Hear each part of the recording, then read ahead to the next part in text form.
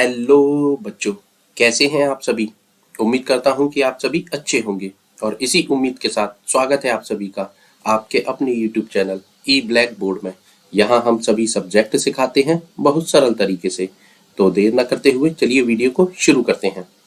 बच्चों, इस वीडियो में हम कक्षा 8 की गणित विषय की प्रश्नावली 3.3 के बचे हुए प्रश्न यानी कि प्रश्न नंबर 3 से आगे के प्रश्न इस वीडियो में करेंगे। इससे पहले के प्रश्न हमने पिछली वीडियो में करा रखे हैं। यदि आपने अब तक वह वीडियो नहीं देखी तो नीचे डिस्क्रिप्शन में उसका लिंक दिया है, वहां से आप इस वीडियो को देख सकते हैं। ठीक है ना, चलिए शुरू करते हैं। प्रश्न नंबर 3, क्या एक चतुर्भुज ABCD समांतर चतुर्भुज हो सकता है यदि पहला है इसका प्रश्न कि कोण D और कोण B यदि इन दोनों को जोड़ दिया जाए तो ये 180 अंश के होंगे। अच्छा, देखिए बच्चों, यहाँ हमने आपके लिए एक समांतर चतुर्भुज बना के रखा है। अब वो कह रहा है कि कोण D और यदि B को जोड़ते हैं तो वो 180 अंश के होंगे। D कहाँ है, ये रहा, और B कहाँ है, ये। अब देखिए, यदि आप इन दोनों को जोड़ते हैं तो 180 अंश के हो सकते हैं, हमें नहीं पता। कैसे नहीं पता, देखिए सबसे पहले हम लिखते हैं कि कोण D प्लस कोण B बराबर होने चाहिए 180 अंश। अब देखिए बच्चों, ये जो इस प्रकार के समांतर चतुर्भुज होते हैं, यहाँ तो आप इन दोनों को जोड़ेंगे तो 180 अंश नहीं होंगे। ये आपस में बराबर तो होते हैं क्योंकि ये सम्मुख कोण है, आपस में बराबर होंगे, लेकिन बराबर होने के साथ साथ 180 अंश के होंगे ऐसा संभव नहीं है इस वाले त्रिभुज में। ठीक है ना, लेकिन एक कंडीशन और है। देखिए, आप इस आकृति को पहचानते हैं। हाँ, ये आकृति होती है आपकी आयत। ठीक है, आयत के सभी कोण कितने अंश के होते हैं आप जानते हैं। यदि हम इस कोण को लेते हैं, ये 90 का होता है, ये भी 90 का होता है, और सभी कोण इस आयत के 90-90 अंश के होते हैं। अब इस वाले प्रश्न को यदि हम इस आयत पर अपनाते हैं, मतलब इस पर यदि अपनाते हैं ना, तो यहाँ ये सत्य हो जाएगा। ये भी 90 का हो गया और ये भी 90 का हो गया। और आप जानते हैं कि आयत के सम्मुख कोण बराबर होते हैं। देखिए, 90 और 90 180 अंश हो जाएंगे। यहाँ यदि कोण D यदि हम 90 का लेते हैं और B भी 90 का ही है, तो ये मिलकर 180 अंश हो जाएंगे। ठीक है, कब होंगे, जब हम इस आयत को समांतर चतुर्भुज मानेंगे। आप जानते हैं ना, इस आयत भी हमारा एक समांतर चतुर्भुज होता है, वर्ग भी हमारा एक समांतर चतुर्भुज होता है। ठीक है, तो यहाँ तो हो जाएगा, लेकिन इस वाले समांतर चतुर्भुज में नहीं होगा। ठीक है, तो मतलब कभी कभी तो हो रहा है, हमेशा नहीं होता। तो बस यही हम लिख देंगे कि ऐसा हो सकता है परंतु हमेशा सत्य नहीं है। ठीक है ना, यदि आयत को मानेंगे हम समांतर चतुर्भुज तो हो जाएगा, लेकिन इस वाले पर नहीं होगा। तो इसीलिए हमने लिखा है कि ऐसा हो सकता है परंतु हमेशा सत्य नहीं है। ठीक है बच्चों, सवाल समझ में आ गया होगा, मुझे पता है। चलिए इसी के दूसरे पार्ट पर चलते हैं। दूसरा है, वो कह रहा है AB बराबर DC बराबर है 8 सेंटीमीटर। अच्छा, जो AB भुजा है आपकी वो 8 सेंटीमीटर की है। ठीक है, और जो बराबर है DC के, ये DC है, ये भी हमारी 8 सेंटीमीटर की होगी। चलिए आगे क्या कह रहा है वो, कि जो AD है ना वो 4 सेंटीमीटर की है। AD हमारी ये रही, ये कितने की है, 4 सेंटीमीटर की। ठीक है, और BC भुजा 4.4 सेंटीमीटर की है। जो BC है ये रही, ये है हमारी 4.4 सेंटीमीटर की। अच्छा, तो बताइए क्या यह समांतर चतुर्भुज हो सकता है। आप थोड़ा सा दिमाग लगाइए। हमने जब आपको इसका बेसिक सिखाया था तो हमने क्या बताया था कि समांतर चतुर्भुज की जो सम्मुख भुजाएं होती हैं, मतलब सामने वाली भुजाएं, वो बराबर होती हैं। देखिए, ये 8 सेंटीमीटर है तो ये भी 8 सेंटीमीटर है, यानी कि ये तो बराबर है। चलिए ये देखते हैं, ये 4 सेंटीमीटर है और ये है हमारी 4.4 सेंटीमीटर, यानी कि ये इसके बराबर नहीं है बराबर। यदि ये भी 4 सेंटीमीटर की होती तो हमारा यह समांतर चतुर्भुज हो जाता, क्योंकि ये भी आपस में बराबर हैं, लेकिन अभी तो नहीं है, तो ये हमारा समांतर चतुर्भुज नहीं हो सकता। क्यों नहीं हो सकता, तो हम लिख देंगे AD बराबर नहीं है किसके, BC के। ठीक है बच्चों, और हिंदी में भी लिख देंगे हम इसे। हम लिखेंगे नहीं, क्योंकि समांतर चतुर्भुज की सम्मुख भुजाएं समान होती है और यहाँ ये असमान है। ये 4 सेंटीमीटर है और ये 4.4 सेंटीमीटर, इसलिए ABCD हमारा समांतर चतुर्भुज नहीं होगा। ठीक है बच्चों, बहुत सरल सवाल था, आप समझ गए होंगे। चलिए इसी के तीसरे पार्ट को करते हैं। इसमें क्या कह रहा है वो कि कोण ए बराबर 70 डिग्री है। कोण ए कहाँ है हमारा, ये रहा, ये हमारा 70 डिग्री है, ठीक है। और सी मतलब कोण सी 65 डिग्री है। सी कहाँ है, ये रहा, अच्छा ये हमारा 65 डिग्री है। अब बताइए क्या यह समांतर चतुर्भुज हो सकता है। बच्चों आपने जब बेसिक सीखा था तब आपको यह भी सिखाया गया था कि जो समांतर चतुर्भुज होता है ना, उसके सम्मुख कोण मतलब आमने सामने के कोण बराबर होते हैं। यानी कि कोण ए जितने अंश का होगा ना, उतने ही अंश का कोण सी होना चाहिए। यदि है तो वह समांतर चतुर्भुज होगा। अब देखिए यहाँ ये 70 है, ये 65 है, ये अलग अलग अंश के हो गए, तो ये समांतर चतुर्भुज नहीं होगा। क्यों, क्योंकि हम लिख देंगे कि कोण ए बराबर नहीं है कोण सी के, ठीक है। और हिंदी में भी लिख देंगे हम लिखेंगे नहीं, क्योंकि समांतर चतुर्भुज के सम्मुख कोण बराबर होते हैं, ठीक है, इसीलिए यह समांतर चतुर्भुज नहीं होगा। ठीक है बच्चों, सवाल तो समझ में आए होंगे, बहुत अच्छे से आ गए होंगे, मुझे पता है, क्योंकि मैं जानता हूँ, मैं बहुत होशियार बच्चों को पढ़ाता हूँ और होशियार बच्चे तो एक बार में बहुत आसानी से सीख जाते हैं, ठीक है ना। चलिए अगले प्रश्न पर चलते हैं। प्रश्न नंबर 4, एक चतुर्भुज की कच्ची यानी कि रफ आकृति खींचिए, ठीक है, जो समांतर चतुर्भुज ना हो। मतलब आपको ऐसी आकृति खींचनी है जो समांतर चतुर्भुज नहीं होना चाहिए, ठीक है ना। वो लिख रहा है समांतर चतुर्भुज ना हो, परंतु जिसके दो सम्मुख कोणों के माप बराबर होनी चाहिए। अच्छा, ये कंडीशन और लगा दी कि जो सम्मुख कोण होंगे ना दो, उनकी माप भी बराबर होनी चाहिए। चलिए बताते हैं बच्चों। देखिए यहाँ आपको एक नई चीज सीखनी पड़ेगी। आप पतंग को तो जानते होंगे, हाँ, बहुत से बच्चे उड़ाते भी होंगे, तो हम आज यहाँ एक पतंग ही बनाएंगे। देखिए ये हमने एक बनाई पतंग, ठीक है बच्चों, ये पतंग आपकी बन गई। नाम दे दीजिए इसको ए, बी, सी और डी। देखिए बच्चों इसकी कुछ प्रॉपर्टीज होती हैं, मतलब इसको पहचानने के कुछ पॉइंट होते हैं, वो आप समझ लीजिए। देखिए ये जो ए बी भुजा है ना और ए डी भुजा आपस में बराबर लंबाई की होंगी, इनको कहते हैं आसन्न भुजाएं, क्योंकि ये अगल बगल में होती हैं, ठीक है। तो ये आसन्न भुजाएं बराबर होती हैं, जितनी ए बी होगी उतनी ही ए डी होगी। चलिए, और ये हो गई दूसरी आसन्न भुजाएं, बी सी सी डी के बराबर होगी, ये बड़ी भुजाएं हैं, ये बी सी बराबर होगी डी सी के, ठीक है। चलिए पहली पहचान तो इसकी ये हो गई। अब दूसरी पहचान जो आपके लिए सीखने वाली बात है, जो जिससे आपका प्रश्न यहाँ बनेगा कि इसके जो कोण मतलब असमान भुजाओं से मिलकर बनते हैं। असमान, देखिए ए बी छोटी है, बी सी बड़ी है, तो इन दोनों के मिलने से यहाँ जो कोण बनेगा वो कोण इसके दूसरी तरफ अपने सम्मुख कोण मतलब सामने वाले इन मतलब ए डी और डी सी के मिलने से जो बनेगा इस कोण के बराबर होगा, ठीक है।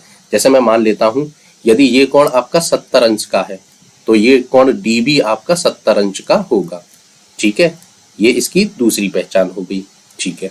और अब आप कहेंगे ये बराबर हैं तो AC भी बराबर होंगे, नहीं, यही आपको सीखना है। पतंग में ये वाले कोण होते हैं ना AC, मतलब A कोण C कोण के बराबर नहीं होता।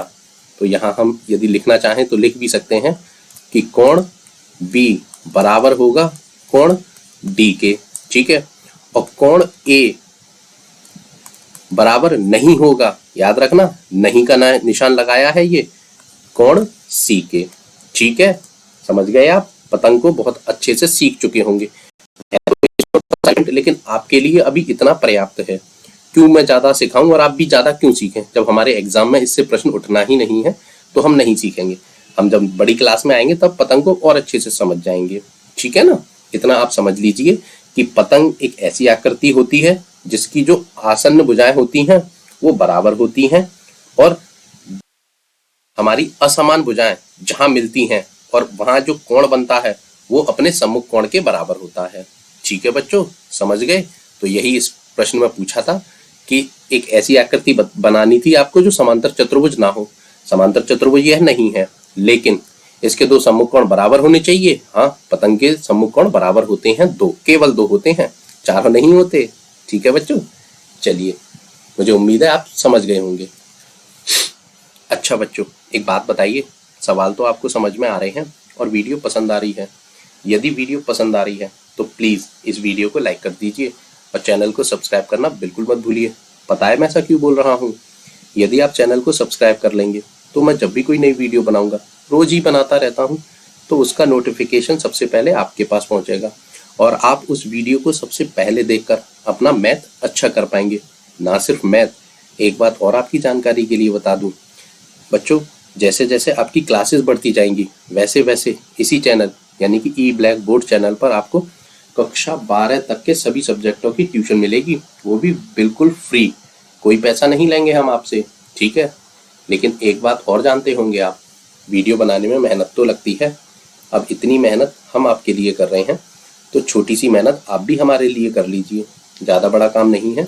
आपके वीडियो के नीचे जो लाल कलर का सब्सक्राइब का बटन है उसे दबा दीजिए और उसके बगल में जो घंटी का निशान है उसे दबाकर ऑल पर क्लिक कर दीजिए।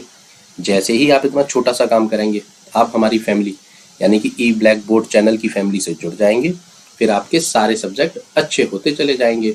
ठीक है बच्चों, तो कर दीजिए। बच्चों एक बात और, देखिए मैथ तो हम पढ़ा ही रहे हैं, आप हमारे ही चैनल पर अपनी 8th क्लास की साइंस को भी पढ़ सकते हैं। ठीक है, देखिए यूट्यूब पर सर्च करके देख लीजिए हमारी वीडियो, हो सकता है मिल भी जाए, नहीं भी मिल सकती। क्यों? क्योंकि हमारा चैनल नया है तो यूट्यूब हमारी वीडियो को ऊपर नहीं दिखाता। तो आप दूसरा काम कर सकते हैं कि आप हमारे जो चैनल की प्लेलिस्ट है ना, वहाँ पर जाकर अपनी साइंस को पढ़ सकते हैं, वहाँ आपको इजीली मिल जाएगी। यदि आप प्लेलिस्ट निकालना जानते हैं तो बहुत अच्छी बात है, नहीं जानते तो आपके घर में जो भी बड़ा व्यक्ति हो आप उससे कह दीजिए कि भाई ई ब्लैक बोर्ड चैनल की जो प्लेलिस्ट होती है ना, उसे निकाल कर दे दीजिए, आप वहाँ से उस वीडियो को देख सकते हैं। तो आप साइंस भी अपनी बहुत अच्छे से कर सकते हैं। ठीक है ना? चलिए अगले प्रश्न पर चलते हैं। प्रश्न नंबर 5, किसी समांतर चतुर्भुज के दो आसन्न कोणों का अनुपात 3:2 है। ठीक है बच्चों, यहाँ अनुपात दिया है, याद रखना ये जो अनुपात है 2:3 है। समांतर चतुर्भुज के सभी कोणों की माप ज्ञात कीजिए। अच्छा देखिए बच्चों, यहाँ हमने एक समांतर चतुर्भुज बनाया है, नाम दे सकते हैं इसे ए, बी, सी और डी। ठीक है, अब वो कह रहा है कि दो आसन्न कोण की माप दे रखी है 2:3 में। अच्छा देखिए, आसन्न कोण आप जानते हैं कौन से होते हैं? एक ऐसे दोनों कोण जो पहले तो एक ही रेखा पर बने होने चाहिए, ठीक है, और अगल बगल में होने चाहिए। ठीक है, ये दो पहचान होती है आसन्न कोण की, रट लीजिए। आसन्न कोण हमेशा एक रेखा पर होंगे, ठीक है, और दूसरी पहचान वो अगल बगल में होंगे। जैसे हम इस ए बी रेखा को लेते हैं तो एक कोण तो बनेगा हमारा यहाँ और एक कोण बनेगा यहाँ, क्योंकि ये दोनों कोण एक ही रेखा पर हैं, इस ए बी रेखा पर। ठीक है, और अगल बगल के कोण हैं क्योंकि इनके बीच में कोई दूसरा कोण नहीं है। ठीक है, तो ये हमारे आसन्न कोण हो गए। अब वो कह रहा है कि आसन्न कोण 2:3 में है, तो ये है हमारा 3 और ये है 2। ठीक है, अब अनुपात में है तो ये उसकी वास्तविक नाप तो नहीं हुई। जब वास्तविक नहीं है तो हम इसको 3x मान लेंगे, इसके साथ x लगा देंगे तो इसके साथ भी लगा देंगे। तो ये हमारी हो गई, कोण A हो गया 3x का और कोण B हो गया 2x का। ठीक है, इतना समझ में आया? चलिए अब करते हैं इस सवाल को अच्छे तरीके से। हम लिखेंगे कि माना समांतर चतुर्भुज के आसन्न कोण कौन कौन से हैं? 3x और 2x हैं। ठीक है बच्चों, चलिए अब आप एक बात और जानते होंगे कि समांतर चतुर्भुज में आसन्न कोणों की माप कितनी होती है? जानते हैं आप? हाँ, 180 अंश। ठीक है ना? जब यदि हम इन दोनों कोणों का योग करेंगे तो ये कितना होना चाहिए? 180 अंश। चलिए तो हम लिखेंगे कोण A प्लस कोण B बराबर होने चाहिए 180 अंश के। क्यों होने चाहिए? क्योंकि ये हमने लिख रखा है कि समांतर चतुर्भुज के आसन्न कोण समपूरक होते हैं। समपूरक का मतलब उन दोनों को यदि आप जोड़ेंगे तो उनका योग 180 अंश होना चाहिए। ठीक है, चलिए अब A कितना है हमारा? ये 3x, तो हम लिख देंगे A बराबर हो जाएगा 3x प्लस B कितना है? 2x बराबर 180 अंश। ठीक है, अब इन दोनों को जोड़ दीजिए, 3 और 2 ये हो जाएंगे 5x बराबर 180 अंश। ठीक है बच्चों, चलिए अब x का मान निकालना है तो x को रखिए अपने बाएं पक्ष में, बराबर 180 अंश। 5 x के साथ गुणा के निशान में है, पक्षांतर होके जाएंगे तो भाग में, भाग का मतलब बटे में। चलिए 5 से 180 काट दीजिए, 5 तिया 15, 3 बार 3 इधर आ गए तो ये हो गए 30, तो 5 छिक्का 30, यानी कि x की वैल्यू आई बच्चों हमारी 36 अंश। ठीक है, तो x हमारा 36 अंश का हो गया। चलिए अब वो कह रहा है कि समांतर चतुर्भुज के सभी कोणों की माप ज्ञात करनी है। कर देंगे, कोई फर्क नहीं है। देखिए हम यहाँ करेंगे, जगह की शॉर्टेज है। देखिए कोण A हमारा कितना है का है बच्चों, कोण A बराबर है हमारा 3x का। ठीक है ना, 3x का है।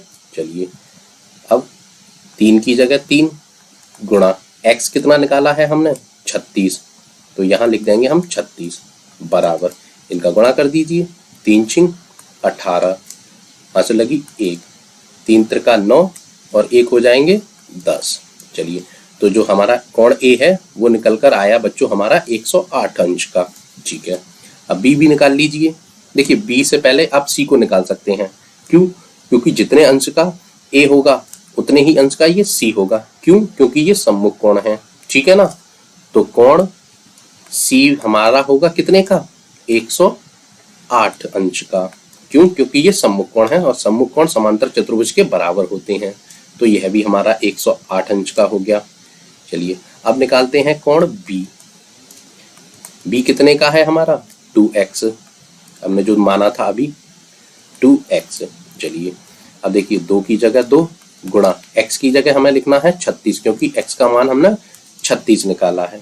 ठीक है, अब इसका गुणा कर दीजिए, 6 दूनी 12, हासिल लगी कितना 1, और 3 दूनी 6 और 1 7, तो B बच्चों कितने का हुआ हमारा 72 अंश का। ठीक है, अच्छा D निकाल सकते हैं, हाँ बिल्कुल निकाल सकते हैं, क्योंकि हम जानते हैं समांतर चतुर्भुज के सम्मुख कोण बराबर होते हैं।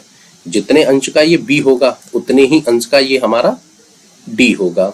ठीक है, तो हम लिख देंगे कि कोण D बराबर हो जाएगा 72 अंश का। ठीक है बच्चों, चाहे तो आप इस जगह हर जगह लिख लेना कि यह सम्मुख कोण है। ठीक है ना, यहाँ आप सम्मुख कोण लिख देना, जिससे आपको याद बने रहेंगे, और यहाँ पर भी आप सम्मुख कोण लिख लेना। ठीक है बच्चों, सवाल तो समझ में आया, आ गया होगा मुझे पता है। चलिए अगले प्रश्न पर चलते हैं। देखिए प्रश्न नंबर 6, किसी समांतर चतुर्भुज के दो आसन्न कोणों की माप बराबर है। अच्छा, समांतर चतुर्भुज के सभी कोणों की माप ज्ञात कीजिए। चलिए कोई बात नहीं है। देखिए यहाँ हमने एक समांतर चतुर्भुज बनाया हुआ है, नाम दे दीजिए A B C और D। ठीक है, पहला स्टेप हमारा कंप्लीट। अब दूसरे पर चलते हैं। अब प्रश्न को एक बार फिर से पढ़ेंगे। वो कह रहा है कि किसी समांतर चतुर्भुज के दो आसन्न कोण बराबर माप के हैं। ठीक है, कोई से भी ले सकते हैं आप, जैसे है ए बी को ले लेते हैं हम, तो ए और बी हमारे आसन्न कोण हैं और ये बराबर बराबर लंबाई मतलब माप के हैं। अब माप तो इसमें कुछ दिया नहीं है, तो क्या मानते हैं हम, जब भी गणित में हमें कोई डिजिट दी नहीं होती है तो हम उसको x मान लेते हैं। आप जानते हैं इस चीज को, हाँ। तो यदि हम इस a को मानते हैं x, तो ये भी हमारा बराबर है, तो ये भी हो जाएगा x अंश का। ठीक है, अच्छा, और आप एक बात और जानते हैं कि आसन्न कोण हमारे संपूरक होते हैं, यानी कि 180 अंश के। ठीक है, यदि हम a और b कोण को जोड़ते हैं तो इन दोनों का योग 180 अंश होना चाहिए। चलिए तो हम लिखेंगे कोण A प्लस कोण B बराबर होना चाहिए कितना, 180 अंश। क्यों? क्योंकि ये हम जानते हैं समांतर चतुर्भुज के आसन्न कोण संपूरक होते हैं। हम यहाँ लिख भी देंगे कि समांतर चतुर्भुज के आसन्न कोण संपूरक होते हैं। ठीक है बच्चों, अब A हमारा कितना है, हमने x माना है, तो A बराबर x हो जाएगा, प्लस B बराबर भी x माना है, तो ये भी x हो जाएगा, बराबर इनको जोड़ेंगे तो ये आएगा 180 अंश। ठीक है, अब ये एक x है और ये एक x है, दोनों को जोड़ दीजिए तो ये हो जाएंगे 2x बराबर 180 अंश। ठीक है, x का मान निकालना है, बराबर बाएं पक्ष में रखेंगे, बराबर 180 अंश। ठीक है, अब 2 x के साथ गुणा के निशान में है, इधर जाएगा पक्षांतर होकर, तो बटे में यानी कि भाग के रूप में चला जाएगा। ठीक है, चलिए अब इसे काट दीजिए। 2 से 18, 9 बार कट जाएंगे, 2 में 18 होते हैं और एक 0। तो जो बच्चों x की वैल्यू निकल कर आई हमारी, मतलब x का मान, वो आया 90 अंश का। ठीक है, तो ये x की जगह हम क्या लिख देंगे, ये हमारा हो जाएगा 90 अंश का। ठीक है, तो कोण A हमारा 90 का हो गया, B भी 90 का हो गया। चलिए, वो कह रहा है कि सभी कोणों की माप ज्ञात करनी है। कोई बात नहीं, कर देंगे। हम लिखेंगे कोण A बराबर कितने का है, 90 अंश का। ठीक है, कोण B बच्चों ये भी हमारा 90 अंश का है, क्योंकि दोनों x माने थे। चलिए, अब सबका निकालना है तो कोण C भी निकालते हैं। तो कोण C बराबर कितने अंश का होगा। अब एक बात बताइए, कोण A हमारा 90 अंश का है, तो ये इसके सम्मुख कोण है, तो ये भी इसके बराबर ही होगा, क्योंकि समांतर चतुर्भुज के सम्मुख कोण बराबर होते हैं। तो ये भी हमारा 90 अंश का हो जाएगा। तो कोण C बराबर होगा 90 अंश का। ठीक है, अब कोण D निकालते हैं। देखिए, D इस B के सामने है, मतलब B का सम्मुख कोण है D, तो जितने अंश का B होगा उतने ही अंश का ये D होगा। ठीक है, तो B हमारा 90 का है, तो ये भी हमारा 90 अंश का होगा। तो हम इसे भी लिख देंगे कि कोण D बराबर होगा 90 अंश का। हमने चारों कोण निकाल दिए। समझ में आए बच्चों, आ गया होगा मुझे पता है। चलिए अगले प्रश्न पर चलते हैं।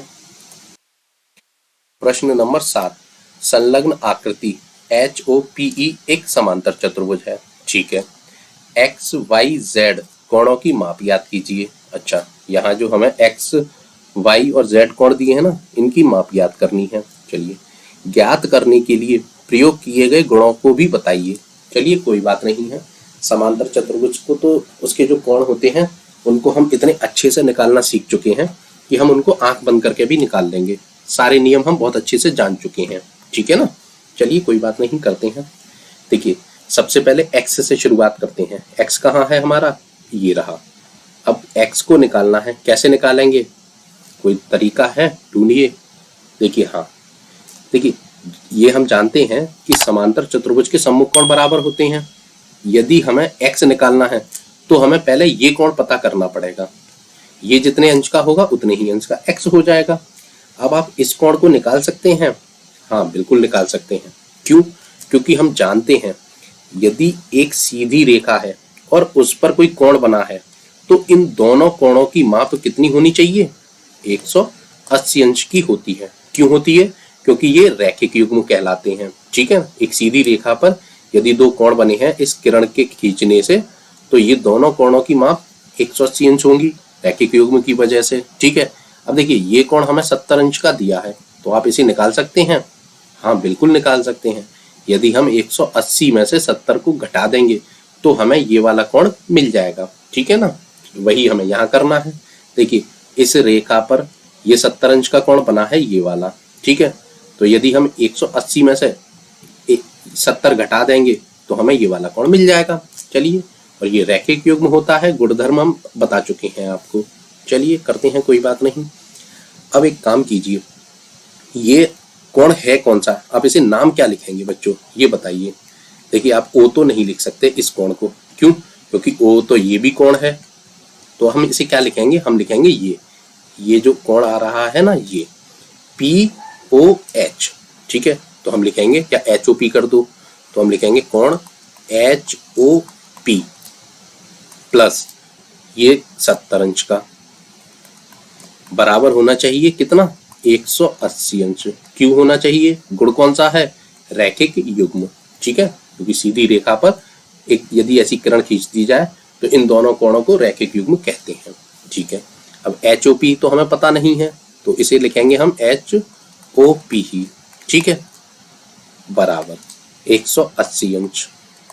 अब इस 70 का पक्षांतर कर देंगे, ये प्लस के निशान के साथ है तो यहाँ जाकर माइनस में बदल जाएगा। ठीक है, अब हमारा जो कोण HOP बराबर होगा 180 में से यदि आप 70 घटाएंगे तो बचेंगे आपके 110। ठीक है, तो ये आपका कोण निकल कर आ गया कितने का बच्चों, 110 अंश का। कैसे निकाला, समझ गए होंगे ना। हाँ, अब यदि ये 110 का है तो आप इसे बता सकते हैं, हाँ क्योंकि ये इसका सम्मुख कोण है, तो यह भी हमारा 110 अंश का होगा। x हमारा 110 का हो गया। ठीक है, चलिए इसे भी लिख देते हैं। क्या लिखेंगे कि कोण HOP बराबर होगा किसके, x के। ठीक है, क्यों होगा, क्योंकि हम जानते हैं, गुण लिखिए, समांतर चतुर्भुज के सम्मुख कोण बराबर होते हैं। ठीक है, गुणों के बारे में पूछा है, हम हर प्रश्न में लिखते चलेंगे। ठीक है, अब HOP हमारा है 110 अंश का, जो हमने निकाला था, तो x भी हमारा 110 अंश का हो जाएगा। ठीक है बच्चों, x की वैल्यू आपने निकाल दी। चलिए अब किसकी निकालते हैं, y की। y कहाँ है, ये रहा। अच्छा देखिए, y कैसे निकाल सकते हैं आप इससे निकाल सकते हैं, ये जो 40 अंश का ये कोण है ना, EHO, ये 40 का है। तो बच्चों एक बात बताइए, हमने आपको एक चीज सिखाई थी पिछले वीडियो में, एकांतर कोण। कौन से, देखिए ये जो सीधी रेखा है, इस रेखा के ये बाईं ओर है EHO, ये 40 अंश का है ना, तो ये y इसके एक अंतर के है, मतलब एक रेखा का अंतर है इन दोनों के बीच में। तो जितने अंश का ये वाला कोण होगा ना, उतने ही अंश का ये y कोण होगा। ठीक है, ये 40 का है, तो ये भी हमारा 40 अंश का हो जाएगा y। ठीक है, तो हम लिख देंगे कि y बराबर होगा 40 अंश का। क्यों होगा, क्योंकि ये एकांतर कोण है। ठीक है, तो यानी कि हमने y भी अपने निकाल दी। अब निकालते हैं z। अच्छा, z कहाँ है हमारा, ये रहा। अच्छा देखिए, आप इसे कई तरीके से निकाल सकते हैं, लेकिन इसको सबसे आसान तरीका जो मैं आपको बताऊं ना, वो आप इसको त्रिभुज वाले सूत्र से निकाल लीजिए। कैसे, देखिए आपको त्रिभुज के तीनों अंतःकोणों का योग पता है कितना होता है, हाँ बिल्कुल 180 अंश। अब आपको दो कोण दिए हैं, देखिए y दिया है 40 अंश का, y कितने का है, 40 अंश का, और ये वाला भी 110 अंश का पता है। z रह गया, आप निकाल दीजिए। चलिए हम लिखते हैं, हम लिखेंगे कि z प्लस 40 प्लस 110 अंश, ठीक है, बराबर 180 अंश होना चाहिए। क्यों, क्योंकि हम जानते हैं कि त्रिभुज के सभी अंतःकोणों का योग 180 अंश होता है। ठीक है बच्चों, चलिए ये सीख गए। अब z रखेंगे, अब इन दोनों को जोड़ दीजिए, तो प्लस 40 और 110 होते हैं बच्चों 150 बराबर 180 अंश। ठीक है, z निकालना है, z को रखिए बाएं पक्ष में, बराबर 180, और ये जो 150 हैं इसका कर दीजिए पक्षांतर, प्लस के हैं तो ये इधर जाकर माइनस के हो जाएंगे 150। अब z, अब 180 में से 150 घटा दीजिए, तो ये बचेंगे 180 में से 50 जाएंगे तो 30। तो बच्चों z आपका निकल कर आया 30 अंश का। ठीक है बच्चों, आपके x y z तीनों की वैल्यू निकल कर आ चुकी है। ठीक है बच्चों, चलिए बच्चों सवाल तो आपको समझ में आ गए होंगे मुझे पता है, और वीडियो पसंद आई, यदि वीडियो भी पसंद आई तो प्लीज़ इस वीडियो को लाइक कर दीजिए और चैनल को सब्सक्राइब करना बिल्कुल मत भूलिए। चैनल सब्सक्राइब करने के पैसे नहीं लगते, आपको कक्षा 12 तक के सभी सब्जेक्टों की ट्यूशन पढ़नी है ना, तो प्लीज़ चैनल को सब्सक्राइब करना बिल्कुल मत भूलिए। अच्छा बच्चों, इस वीडियो में हम केवल 7 ही सवाल करेंगे, क्योंकि यदि हम एक ही वीडियो में पूरी एक्सरसाइज को कवर करने की कोशिश करें ना, तो वीडियो बहुत लंबी हो जाएगी, और उस एक वीडियो में आपको बहुत सारे नियम सीखने पड़ेंगे, जिसमें आधे नियम आप भूल जाएंगे, आधे ही याद रख पाएंगे, जो कि हम बिल्कुल नहीं चाहते। हम चाहते हैं कि हमसे जुड़ने वाला हर बच्चा पूरी एक्सरसाइज को सीखे और उसमें जितने भी नियम यूज किए गए हैं सारे नियमों को बहुत अच्छे से रट ले। अब उसके लिए आपको छोटी छोटी वीडियो ही सीखनी पड़ेंगी। ठीक है, तो इस वीडियो में केवल 7 ही प्रश्न। अब मिलते हैं अगली वीडियो में। उससे पहले एक बार और फिर से बता दूं, मैथ हम पढ़ा रहे हैं, साइंस आप हमारी प्लेलिस्ट में जाकर पढ़ सकते हैं। ठीक है, चलिए तो अब मिलते हैं अगली वीडियो में, तब तक के लिए बहुत बहुत धन्यवाद। Good bye.